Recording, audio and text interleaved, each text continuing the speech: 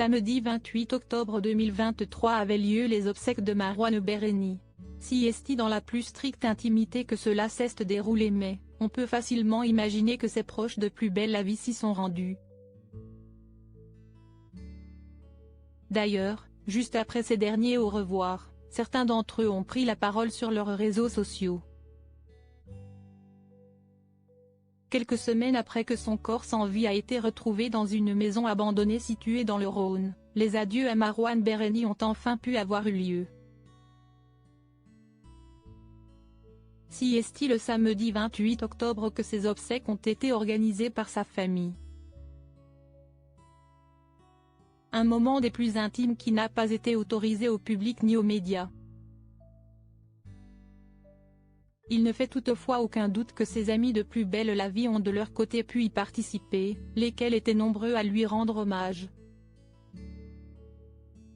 Et justement, au cours du week-end, certains d'entre eux ont repris la parole sur Instagram pour adresser un dernier message au jeune acteur disparu à l'âge de 34 ans.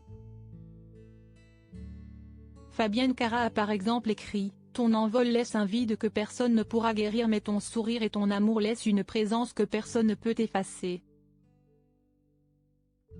Je t'aime imbécile. Prends soin de lui là-haut, on essayera de faire aussi bien que toi pour ceux qui restent ici-bas. Alors trouve la paix », accompagné du hashtag 28 octobre 2023. Si est également son ancienne compagne Colline Dinka qui a partagé un poignant texte sur ses réseaux sociaux, ou encore David Bayo. Avoir été aimé si profondément te donne à jamais une protection contre les autres, même lorsque la personne qui a manifesté cet amour n'est plus là. Cet amour reste présent dans ta chair, a-t-il noté sous une photo lumineuse de Marouane. Jérémy Pop, le compagnon d'Élodie Varlet, s'est quant à lui souvenu de ce sourire qu'en émettant à travers une image de son tendre ami riant aux éclats. Enfin, Laurent Kérouzoré s'est adressé à l'interprète d'Abdel, la véritable amitié n'est jamais tranquille. N'est-ce pas Marouane? Rappelons que l'autopsie réalisée sur Marouane Bereni a révélé qu'il s'était donné la mort par pendaison. Dans la foulée, on apprenait que sa santé mentale était des plus fragiles. Le comédien ne s'est en effet jamais remis de la mort de son petit frère Bilal, sauvagement assassiné il y a 10 ans.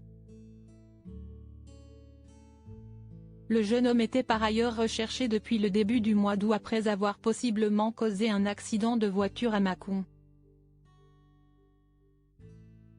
Accident dans lequel une femme prénommée Sandra avait été renversée par un 4x4 que l'acteur se faisait prêter.